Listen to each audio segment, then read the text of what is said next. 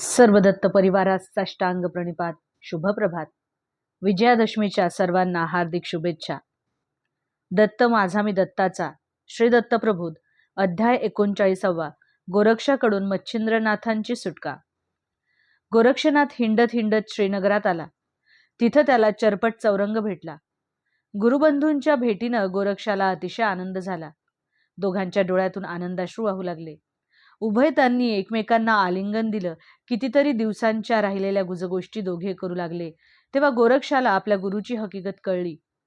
चरपटानं कळवळून गोरक्षाला सांगितलं, गोरक्षा, गुरु महाराज मल्हार देशातल्या स्त्री राज्यात अडकून पडले आहेत. तिथल्या अधिपती राणीनं प्रेमळेनं त्यांना भूल पाडली आहे. दुसऱ्या कोणत्याही पुरुषाला तिच्या राज्यात यायची सक्त मनाई आहे. राज्याच्या सीमेवर तिनं सशस्त्र पहारा बसवला आहे. कितीतरी वेळ राज्यात मी जायचा प्रयत्न केला, पण तो फसला. माझे सगळे उपाय हरले. आता भिस्त तुझ्यावरच आहे. तूच काय ते करू शकशील. चरपट चौरंग्याचं बोलणं ऐकताच गोरक्षालाही भरून आलं. त्यानं त्याला धीर दिला. काही काळजी करू नकोस, मी घेऊन येतो गुरुनाथांना, असं आश्वासन दिलं आणि चरपटाला घेऊन गोरक्षानं भ्रमणाला सुरुवात केली.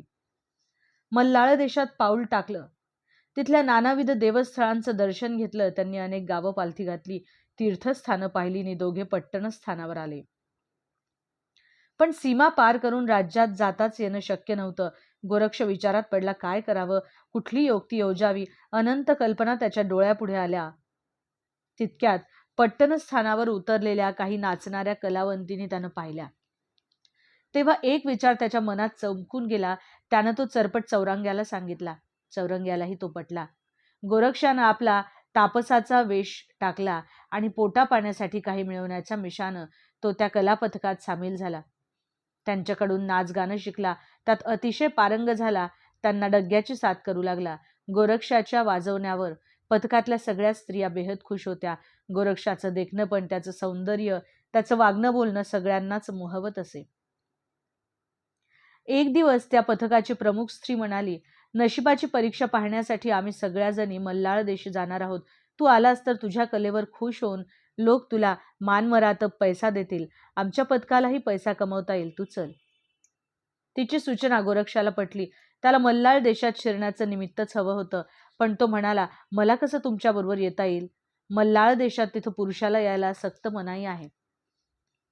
मग तू वेश पालटून आमच्याबरोबर चल, असं त्या प्रमुख स्त्रीनं सांगताच गोरक्षानं स्त्रीवेश धारण केला. चरपटाला बरोबर न घेता सीमेजवळ त्याला राहायला सांगून वेश पालटून कलापथकाबरोबर गोरक्ष मल्हारात येऊन पोहोचला. प्रेमळा राणी गुणग्राही होती. कलावंताच्या कलेचा तिला आदर होता. गुणी कलाकारांना ती मान देत असे. सोन्या मोत्यांनी त्यांची ओंजळ भरत असे. हे नवीन कलापथक आपल्या देशात आलं आहे असं समजताच तिनं कार्यक्रमासाठी त्यांना दरबारात पाचारण केलं. सर्व कलाकार मंडळी जमली. दरबार प्रेक्षकांनी अगदी गच्च भरून गेला होता. प्रेक्षकांच्या नजरा आतुरल्या होत्या. प्रेमळा राणीही दरबारात येऊन बसली होती. सिंहासनावर मच्छिंद्रनाथ विराजमान झाले होते. त्यांचा छोटा बाळ मेनी त्यांच्या मांडीवर बसला होता. कार्यक्रमाला सुरुवात झाली. कलापथकातील स्त्रिया एकापेक्षा एक लावण्य सुंदरी होत्या. तितक्याच कलेतही निपुण होत्या. त्यांचं नृत्य कौशल्य अप्सरांच्या तोंडीचं होतं. त्या देहभान हरपून नृत्य करीत होत्या. रसिकजन त्यांना दाद देत होते. त्यांचं नृत्य आणि त्या नृत्याला असलेली संगीताची साथ अशी काही होती, म्हणता की ज्याचं नाव तेच. दरबारात विलक्षण शांतता होती. चित्रासारखे तटस्थ होऊन प्रत्येक जण त्या नृत्यगान समाधीत तल्लीन झाला होता. मच्छिंद्रनाथांची ही तीच अवस्था होती. इतक्यात मृदंगातून काही बोल बाहेर पडत आहेत असं मच्छिंद्रनाथांना वाटलं. म्हणून त्यांनी त्या बोलाकडे आपले कान लावले. तेव्हा त्यांना आश्चर्याचा धक्का बसला. ते बोल होते, चलो मच्छिंदर गोरख आया, चलो मच्छिंदर गोरख आया. आपल्याला भास होतो आहे असं त्यांना वाटलं, म्हणून त्यांनी पुन्हा पुन्हा कान टवकारले. ते बोल तेच होते. तो त्यांना झालेला भास नव्हता.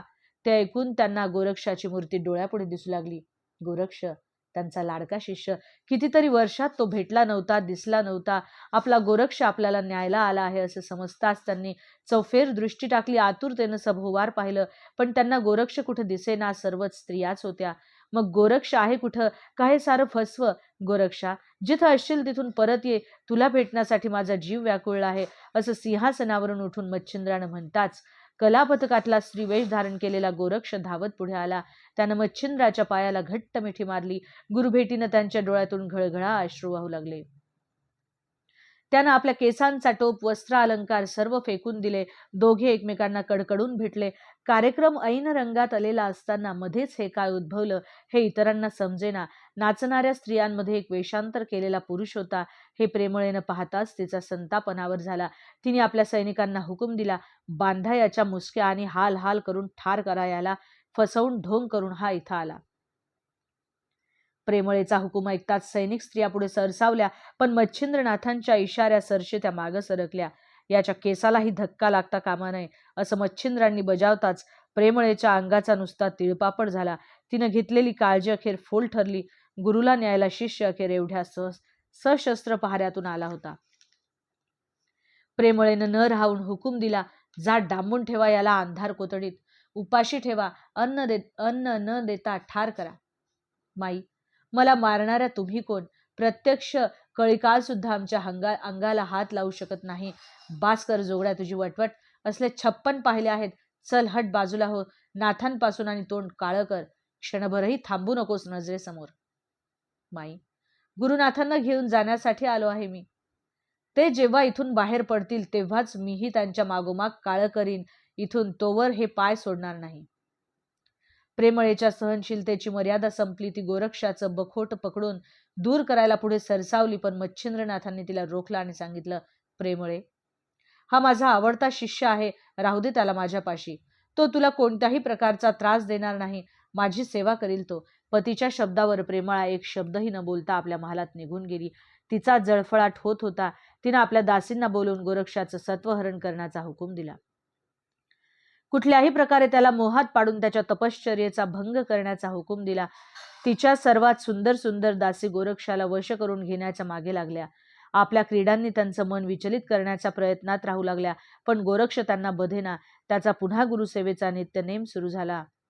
सकाळी उठून गुरुचं भजन पूजन, त्याच्या स्नानाची तयारी, गुरुच्या ध्यानधारणेची तयारी, मग भोजन रांधणं हे सारं तो स्वतः करी. मन लावून गुरुची पुन्हा अशी साग्र संगीत सेवा करायला मिळत असल्यानं तो खुश होता. त्या कामुक ललनांच्या कामचेष्टांकडे लक्ष द्यायला त्याला सवडही नव्हती. सेवा करता करता तो मच्छिंद्रनाथांना विचारित असे, केव्हा निघायचं गुरुनाथ? इथं किती दिवस गुंतून पडणार? आपण आपली योग साधना, परमार्थ विचार, समाजसेवा सारं सारं विसरून गेलात. एवढे मोहजालात गुंतलात, असे कसे फसलात? 4 चौघांसारखेच या नश्वर संसारात रमलात. आता बस झालं इथला मुक्काम. चला माझ्याबरोबर. मी तुम्हाला इथून न्यायला आलो आहे. वत्सा, मलाही सारं समजतं आहे, पटतं आहे, पण प्रेमळेच्या शब्दात गुंतलो आहे. विनाकारण इथून मला जाता येणार नाही. एखादं असं कारण घडलं पाहिजे की आपली आपोआप सुटका होईल. तू धीर धर. असं त्याचं संभाषण होई. एक ना एक दिवस आपण गुरुनाथांना आपल्याबरोबर नेऊची खात्री बाळगून तो इथं वावरत होता. इंद्रिय दमन करून ब्रह्मचर्य व्रताचं काटेकोर पालन करत होता. त्याला वश करून घेण्यासाठी काही स्त्रियांनी जंग पछाडले, पण हा त्या कुणालाच बदला नाही. त्यानं हात जोडून त्यांना विनंती केली, माझ्या मातांनो आणि भगिनींनो, या नश्वर सुखामागं लागून सोन्यासारख्या आयुष्याची माती करण्याऐवजी भगवत चिंतनात तल्लीन व्हा. परमात्म्याच्या भजनात रमा. तुम्हाला मिळालेल्या आयुष्याचं सार्थक होईल. विषय वासनेत लडबडल्यामुळे चिरंतन दुःखभोग मात्र वाट्याला येतील. प्रेमळाच्या दासींनी गोरक्षापुढे हात टेकले. गोरक्ष खरोखरच योगीराज होता. त्यानं षडरिपूंवर विजय मिळवला होता. सर्व भावना वासना जिंकल्या होत्या. त्यामुळे कामिनीच्या मोहातून तो अलिप्त राहिला. प्रेमळेचा हा प्रयत्न वाया गेला. तिने गोरक्षाला हरवण्याची दुसरी रीत अवलंबली. त्याला दासासारखं वागायला सुरुवात केली. महाल झाडण्यापासून ते राजवस्त्र धुण्यापर्यंत, मेनीनाथाची देखभाल करण्यापर्यंत सर्व कामं ती गोरक्षाला सांगू लागली. त्याला क्षणाचीही फुरसत मिळू देईना. एक काम संपायच्या आत ती दुसरं काम करण्यासाठी त्याला हाकारत असे, पण गोरक्ष हसत मुखानं हातातली कामं पुरी करून नवीन काम हाती घ्यायला तिच्या पुढे उभा राहत असे. गुरुप्रमाणे गुरुपत्नीची सेवा ही तो सेवाभाव, सेवार्थ भावानं तत्परतेने करत असे. गोरक्षाचं हे विनयी वागणं, हसतमुख राहणं, अतिशय लाघवी बोलणं प्रेमळेला आवडू लागलं. त्याच्याशिवाय तिलाही करमत नसे. मेनीनाथालाही गोरक्षाचा अतिशय लळा लागला होता. तो सतत त्याच्याच अंगा खांद्यावर खेळे, त्याच्याबरोबर राही. गोरक्ष ही मेनीनाथाच्या सर्व गोष्टी करी. त्याचं हगणं मुतणं काढण्यापासून त्याला स्नान घालून जेवू खाऊ घालेपर्यंत, झोपवण्यापर्यंत प्रेमळेचा गोरक्षानं अतिशय विश्वास संपादन केला होता. म्हणून शय्यागृहात जाताना ती नेहमी मेनीनाथाला झोपवण्यासाठी गोरक्षाकडे देत असे. एकदा प्रातःकालची अशीच शुभद वेळ होती. मच्छिंद्रनाथाने प्रेमळा क्रीडेत मग्न झाले होते. शेजारीच मेनीनाथ सुखद झोपेत पहुडला होता. पण अचानक तो रडू लागला. या दोघांच्या सुखात व्यत्यय आला.